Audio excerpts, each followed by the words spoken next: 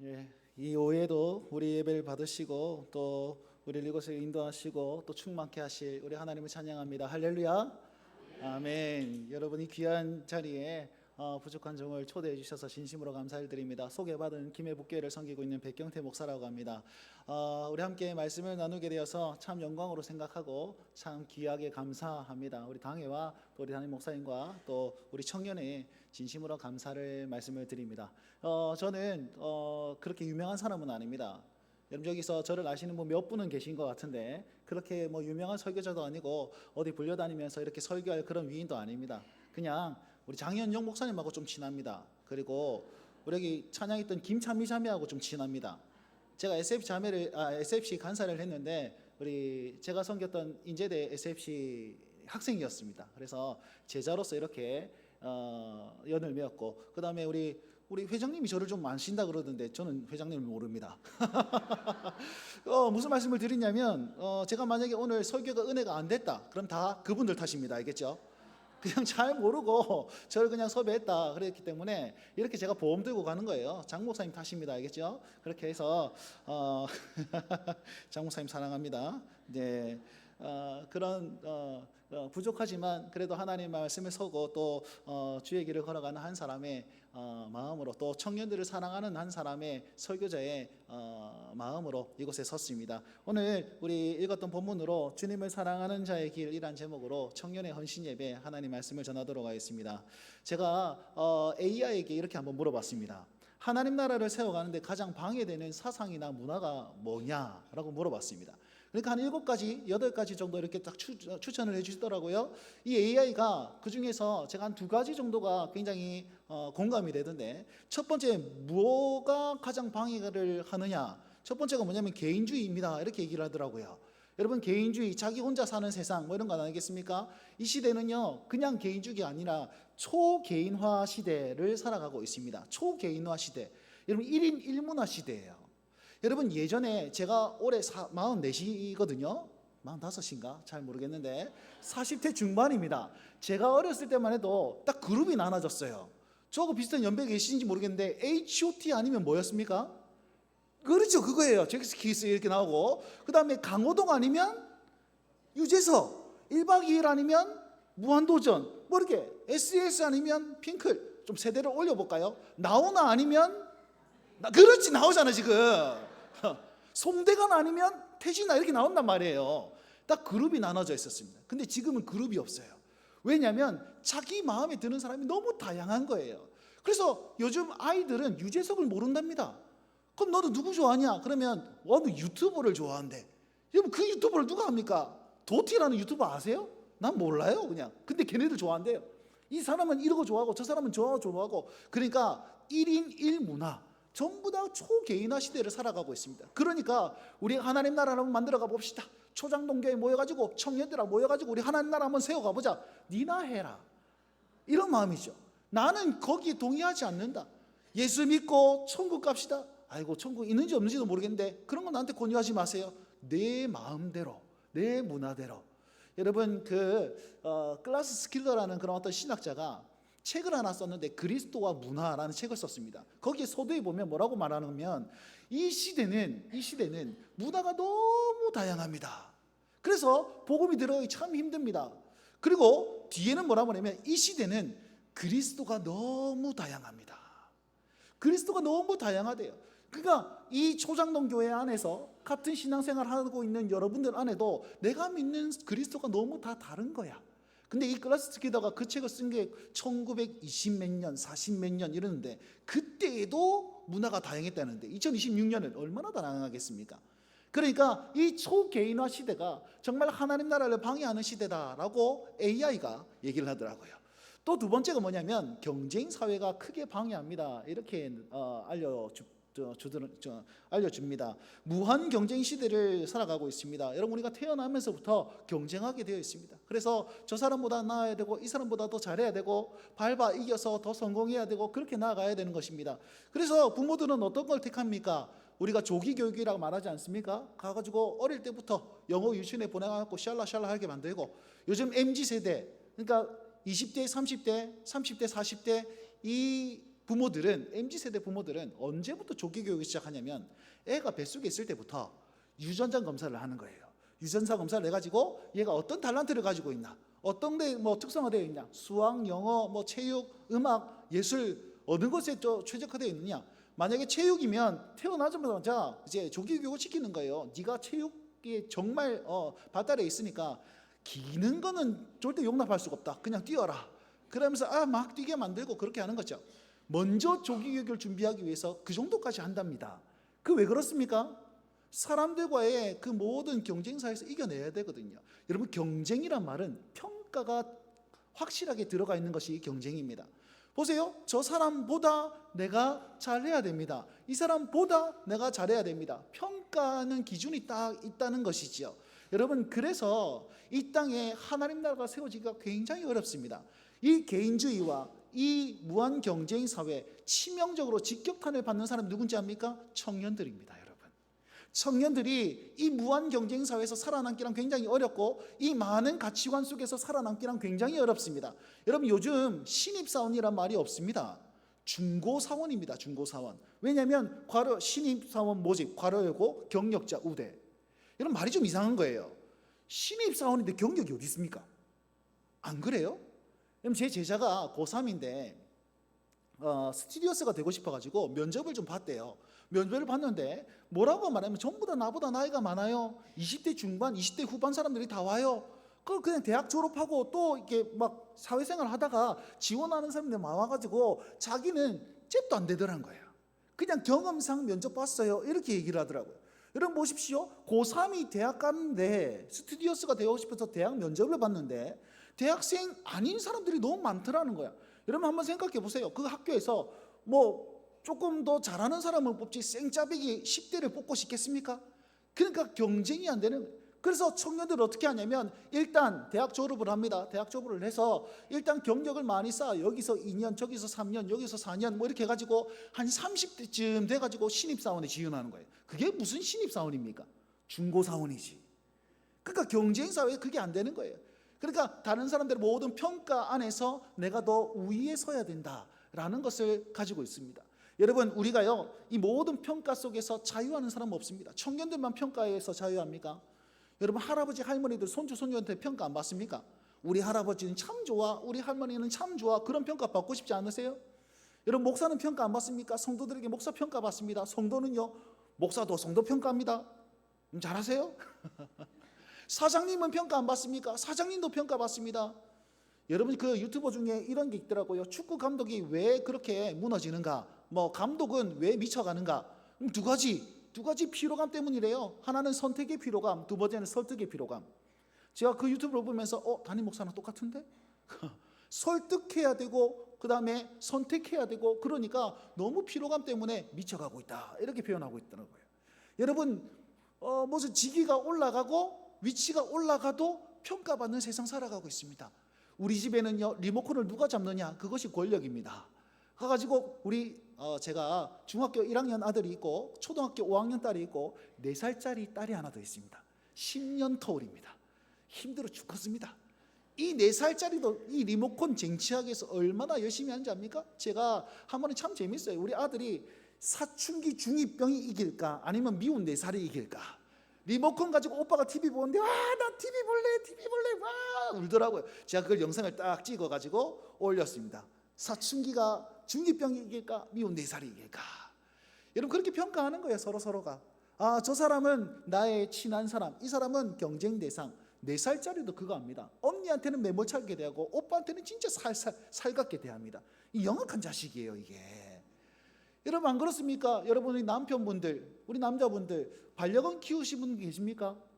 그 순위가 어떻게 되죠? 엄마가 1등, 오빠가 2등, 언니가 3등, 반려견, 그 다음에 남편. 아닙니까 이게? 그렇게 순위가 매겨지는 거예요. 반려견도 자기가 보고 순위를 평가하게 있습니다. 여러분, 평가가 많은 세상에 우리 살아가고 있습니다. 누구도 다 평가받는 세상에 살아가고 있고 그 평가의 기준에 따라서 넘어가야 된다. 무한 경쟁 사회를 살아가고 있는 것이죠. 여러분, 우리가 이런 사회 가운데 예수님은 우리에게 어떻게 오셨을까요? 예수님 우리를 어떻게 대하실까요? 여러분, 청년들이 이런 무한 경쟁 사회와 정말 각가지의 가치관 사회에서 갈등하고 있는 이 사회 가운데 주님께서는 우리를 어떻게 바라보고 계실까요? 똑같이 평가하면서 야, 네가 그 정도밖에 안 되냐? 야, 이거 봉사 이 정도밖에 못하냐? 청년인데 야, 이거밖에 안 되냐? 라고 말할까요? 가치로? 뭐 아니면 쓸모에 따라서 그렇게 얘기하십니까? 절대 그렇지 않습니다.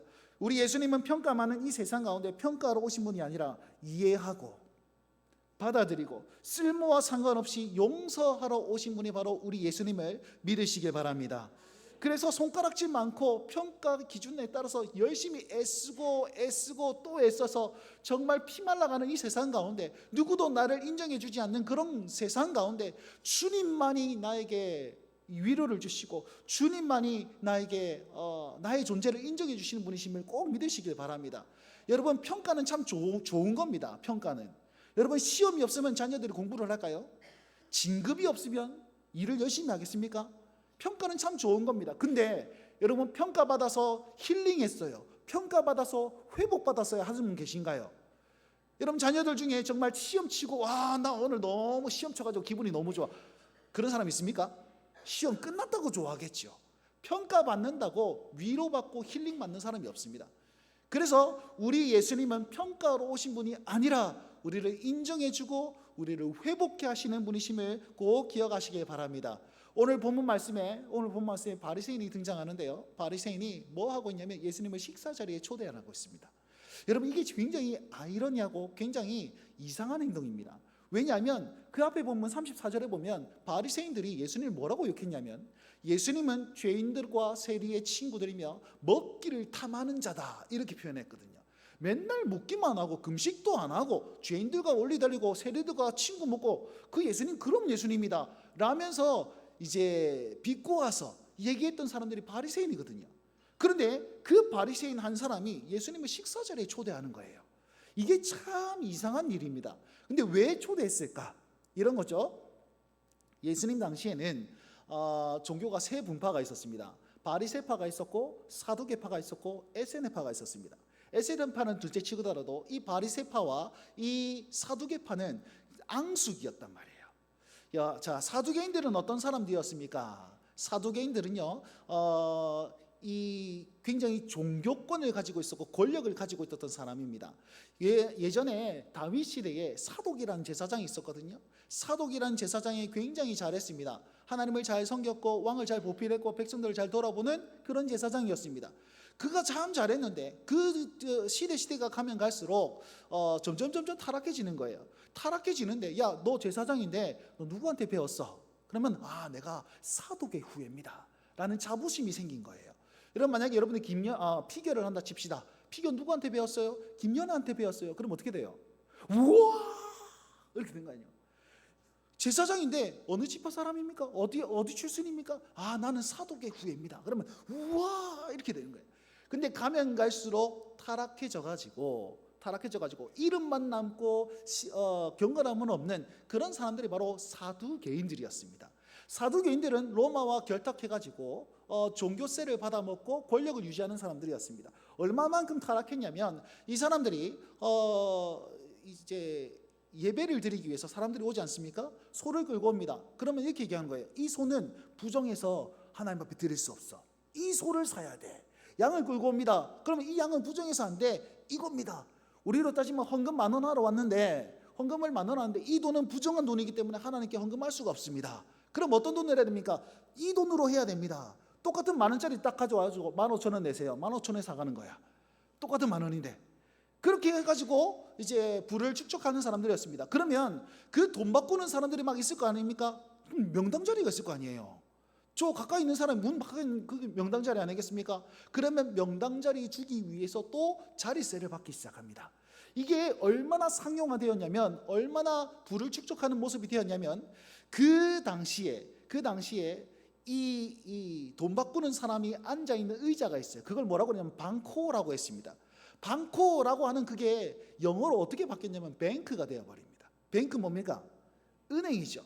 은행에서 돈 바꿔주는 그것을 그 사두개인들이 앉아서 돈 바꾸는 그 자리를 가리켜서 뱅크가 되었다라는 겁니다. 얼마만큼 돈을 많이 모았냐면 그렇게 모았다는 것이죠. 그러면 바리새인들은 어떤 사람들입니까? 바리새인들은요, 평신도들의 모임인데 이 땅을 딱 바라보니까 얼마나 하나님께서 기뻐하시지 않을 것 같거든요. 우리 한번 경건하게 한번 살아봅시다. 하나님께서 원하시는 그런 하나님의 나라 한번 살아봅시다. 경건하게 살기로 작정한 사람들이 바리새인들입니다. 그러면 어떻게 경건하게 살죠? 하니까 말씀대로 한번 살아봅시다 라고 하면서 말씀을 딱 보는 거예요. 주일 성수하라고 하는데 주일 성수 어떻게 하는 겁니까? 하면서 규정을 세우기 시작하는 거예요. 10의 1조를 하는데 어떻게 하는 것이 10의 1조입니까? 옷을 샀어요. 옷을 샀으면 11조 되는가 한 10분의 1을 잘라내야 됩니까? 넥타이를 10분의 1을 잘라내야 됩니까? 어떻게 해야 됩니까? 이렇게 막 물어보기 시작하는 거죠. 그러니까 율법 교사들이 이렇게 계속해서 규정을 만들기 시작합니다. 요것만 딱 지키면 우리는 거룩하게 살 수 있습니다. 그러고 시작했던 사람들이 바로 바리새인들이었습니다. 한번 물어봅시다. 경건하게 살고자 하는 바리새인들과 권력을 유지한 이 사두개인들과 친하게 지낼 수 있을까요? 아니죠. 우리 어제가 8.15 광복절이었는데 친일파 세력과 독립수사들이 잘 지낼 수 있겠습니까? 잘 못 지낸 거예요. 지금 그런 관계입니다. 그런 관계인데 예수님이 뜩 오셔가지고 제일 먼저 뭐 했습니까? 성전에 가가지고 노끈으로 채찍을 만들어가지고 다 소 몰아내고 양 몰아내고 돈 바꾸는 사람 반코 바로 주차하고 그러면서 사두개인들에게 딱 면박을 딱 주는 거예요. 사두개인들을 딱 몰아내니까 누가 기뻐했을까요? 바리새인들이 기뻐. 오후 시간이라서 지금 정신이 지금 살짝 집중이 안 되시는 것 같은데, 제가 말을 더 빨리 하도록 하겠습니다. 제가 1.5배 속도로 지금 하고 있습니다. 2배속으로 늘리도록 하겠습니다.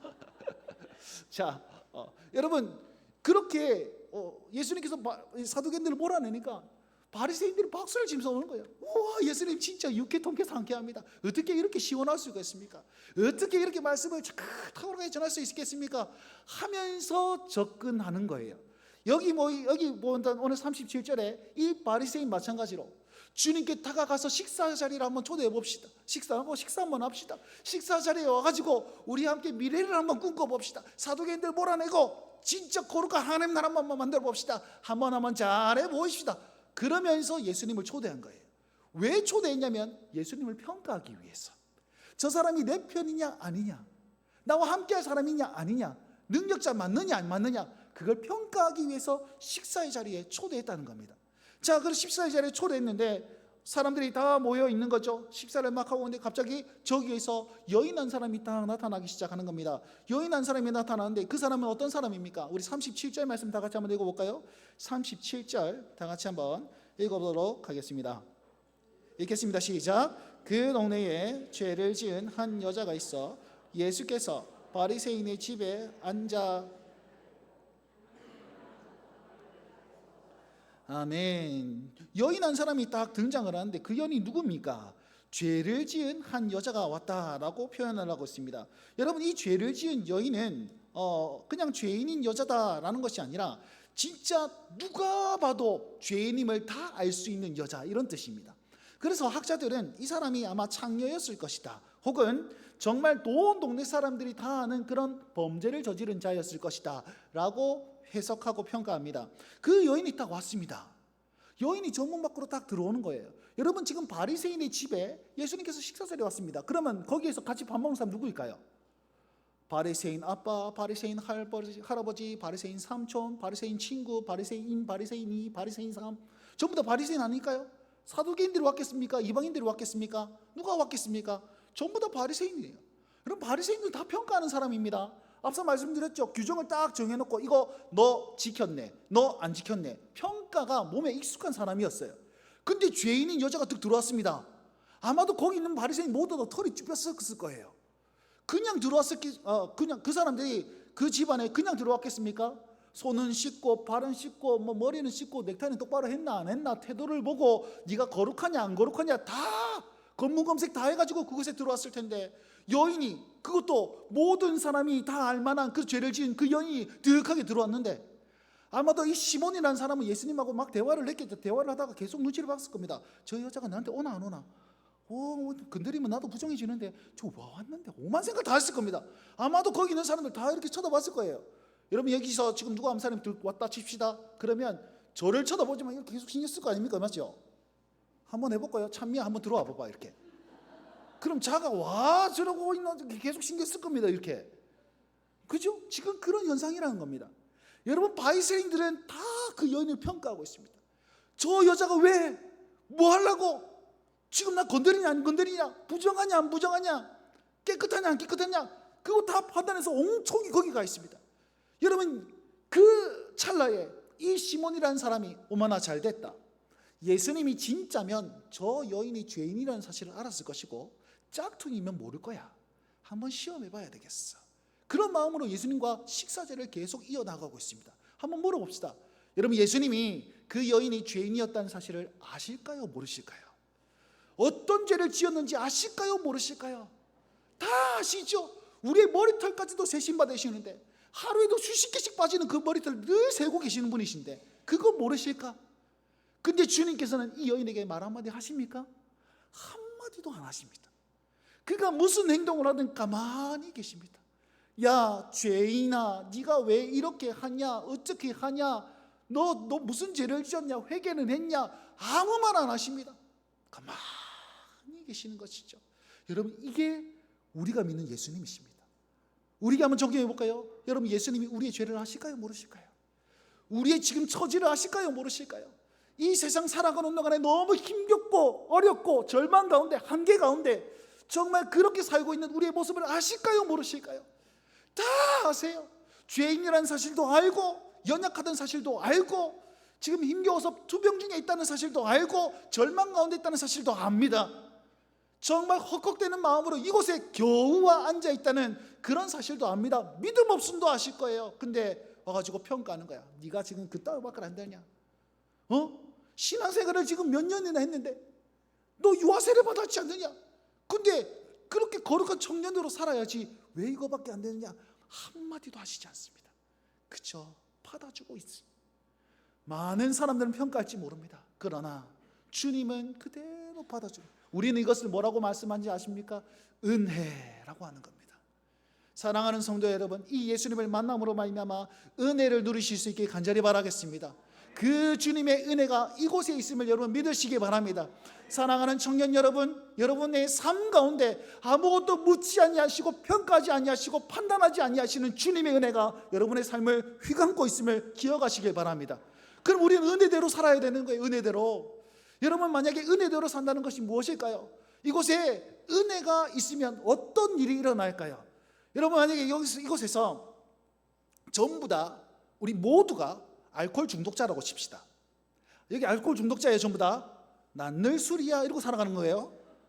자, 근데 와가지고 제가 알코올 중독자인 제가 와가지고 40년 동안 주와 함께 그 소주, 맥주, 양주 뭐 이거와 함께 주와 함께 살았던 사람입니다. 저는 어렸을 때 눈 뜨자마자 태어나자마자 분유를 먹지 않고 소주를 빨았습니다. 그러면서 지금 여기까지 왔는데 지금 40평생 돼가지고 이제 한번 술 한번 끊어보려고 왔습니다 라고 저를 소개했다 칩시다.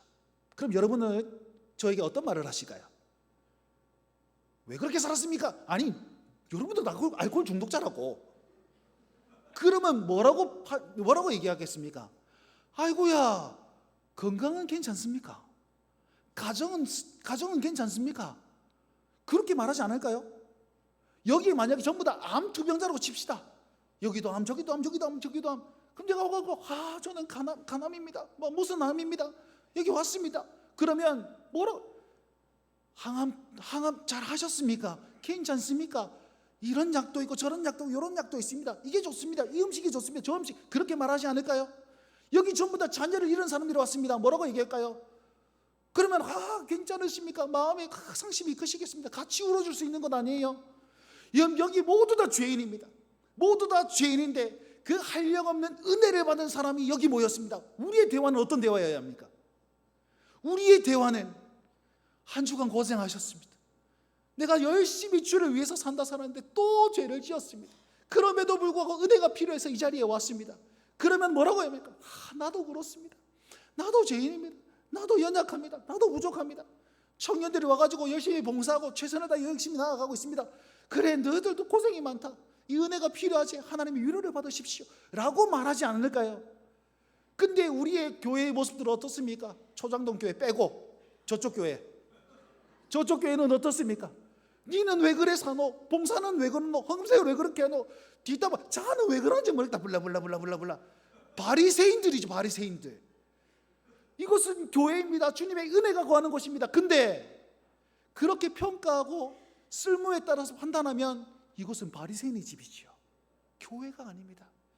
여러분, 은혜를 머물기로 헌신하시길 바랍니다.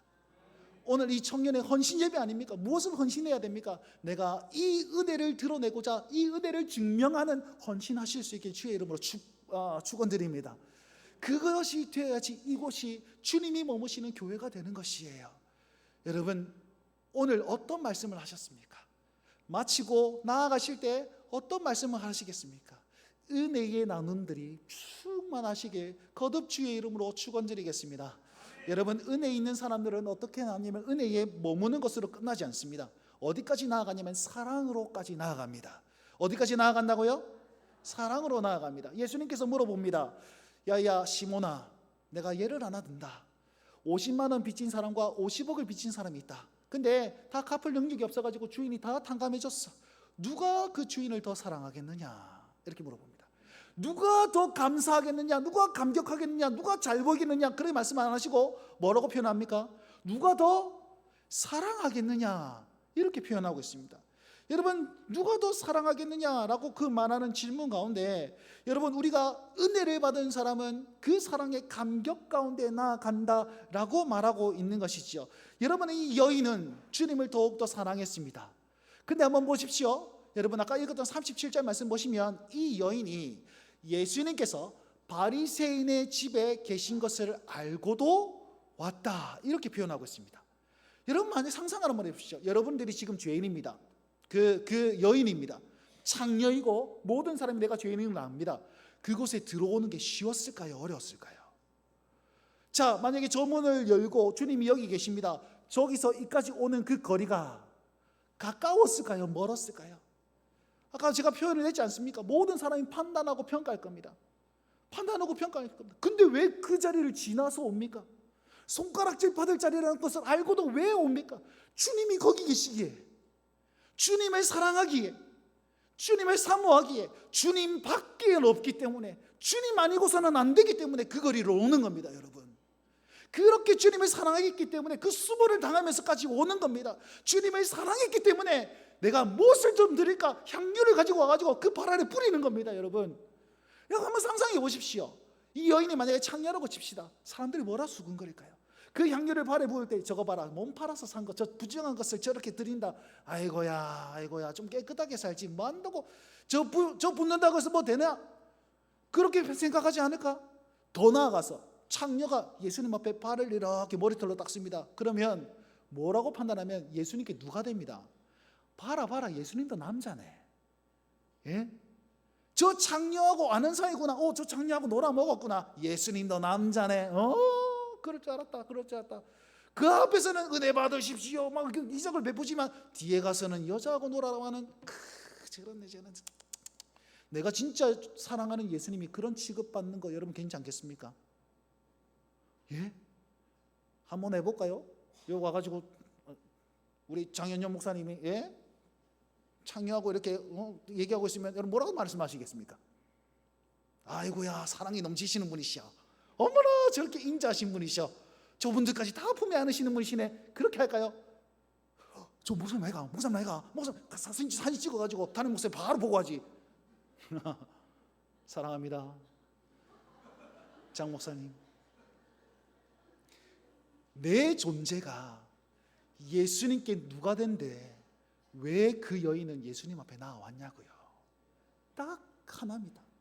사랑했기 때문에. 사랑했기 때문에. 주님 아니고서는 안 되기 때문에. 은혜 받았죠. 여러분, 일주일 동안 살아가는데 잘 살 수 있겠습니까? 넘어지고 자빠지고 하나님 나라를 세워가기에 많은 세상의 공격들이 나옵니다. 청년들이 잘 살 수 있겠습니까? 유혹 많고 짜증나고 정말 힘겨운 인생 살아가고 인생 내 멋대로 안 되는 그런 인생 살아갑니다. 그러면 죄 짓게 되고 또다시 주님 앞에 나왔을 때 부끄러운 모습으로 오게 되지 않겠습니까? 그러면 그때에 꼭 기억하십시오. 나는 주님밖에 없다. 나는 주님을 사랑하기 때문에 이것이 왔습니다. 여러분, 그것을 헌신하고 결단하셔야 돼요. 사랑하는 우리 청년 여러분, 그것을 결단하고 헌신하셔야 됩니다. 은혜 받으셨습니까? 그러면 그 사랑의 자리로 나아가서 내가 주님께 누가 될지 모르나 내가 죄인이고 내가 부족하고 내가 연약하고 내가 엉망진창으로 살았을지 모르나 다시 한번 주님을 사랑한다는 그 마음 가지고 사랑하기 때문에 주님께 나아가는 거예요. 수모를 당하더라도 주님께 나아가는 거예요. 예수님께 누가 되더라도 나는 주님밖에 없습니다라고 다시 한번 나아가는 거예요. 그게 청년의 시절에 결단해야 되고 하나님 사랑하는 방법입니다. 그것이 우리가 이 땅에 살아가면서 정말 이 땅에 주님 만나는 그날까지 해야 되는 그 마음인 것입니다. 여러분, 이 여인이 예수님의 발 아래 향유를 붓습니다. 눈물을 뚝뚝뚝뚝 흘립니다. 그 눈물은 어떤 눈물일까요? 내가 이렇게 죄인인데 나를 사랑하셨어, 나를 구원하셨어, 구원받은 그 눈물일 것입니다. 그런데 또 하나 상상해 보면 예수님은, 이 여인은 그때 예수님 믿은 거 아닙니다. 예수님 믿었기 때문에 그곳에 찾아온 것이에요. 그럼 예수님 믿었는데 내가 예수님을 믿고서도 여전히 죄인된 모습을 살았구나. 자기를 바라보면서 눈물을 흘리는 거예요. 눈물을 흘리니까 눈물이 발에 이렇게 막 묻으니까 그 머리털로 닦고 향유를 부어가지고 냄새 풍기면서 이렇게 살아가고 있는 거예요. 이렇게 하는 거예요. 여러분, 이 모습이 우리의 모습 되어야 되지 않겠습니까? 주님을 너무 사랑하기에 나 역시 죄인된 모습이고 나 역시 실패한 모습이지만 그럼에도 불구하고 주님 앞에 나와서 내가 이것을 주님 드립니다. 귀한 것을 드려라는 말이 아니라 내가 할 수 있는 것 합니다. 주님, 나로 인해서 주님 부끄러운 모습을 당할지 모르나 내가 그럼에도 불구하고 주님밖에 없어서 이곳에 나왔습니다. 주님, 이 주님을 사랑하는 마음, 주님을 포기하지 아니하는 마음, 우리에게, 우리 여기 모든 성도님들에게 그 마음 가운데 가득하시게 주의 이름으로 축원드립니다. 마지막 50절 말씀을 한번 읽읍시다. 50절 말씀 읽겠습니다. 읽어봅시다. 50절입니다. 시작.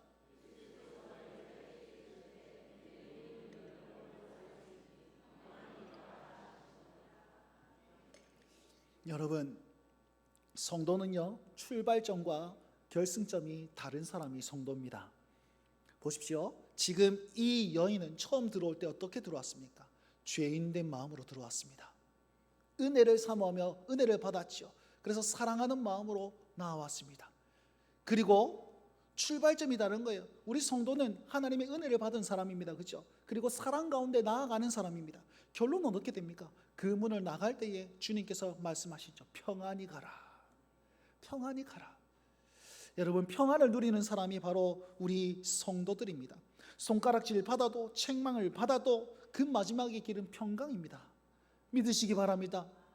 여러분, 우리의 인생 사람들이 손가락질 할 수도 있을 것입니다. 그리고 넘어졌다고 해서 온갖 생각이 다 들 것입니다. 내 같으면, 내가 만약에 하나님이면 나를 용서 안 할 것 같은데, 내 인생 보면 주님께서 다시 기회를 안 주실 것 같은데, 아니요, 그렇지 않습니다. 우리가 주님을 사랑한다 말씀하고 주님께 나아간다면 그 모든 수모를 당하고 그 사랑의 마음으로 다시 한번 주님 앞에 엎드리고 눈물로 나아간다면 주님께서는 우리를 품에 안으시고 다시 한번 평강의 자리로, 평안의 자리로 그렇게 선포해 주시고 보내시는 그 자리가 바로 성도의 자리임을 기억하시길 바랍니다. 여러분, 제가 오늘 세 가지를 얘기했습니다. 은혜 받은 자가 성도입니다. 은혜에 머물지 않냐고 사랑으로 나아가는 자가 성도입니다. 마지막 평강으로 세상 가운데 나아가는 사람, 평안함으로 나아가는 사람이 성도입니다 라고 얘기했습니다. 우리 청년들, 사랑하는 우리 청년들, 여러분, 이것을 헌신하시고 이것을 결단하십시오. 뭐요? 나는 은혜의 자리를 사모하겠노라. 나는 사랑하면서 주님을 포기하지 않겠노라. 그리고 세상 가운데 나아갈 때에 평강의 마음으로 나아가겠노라. 그것을 결단하고 헌신하실 수 있게 간절히 바라겠습니다. 험한 세상, 무한 경쟁 세상에서, 손가락질 받는 세상에서 아무것도 드러낼 것이 없는 우리 인생이지만 우리가 자랑할 것은 이 은혜이고, 우리가 선포해야 될 것은 주님을 사랑하는 그 마음이며, 우리가 증명해야 될 것은 평안의 삶입니다.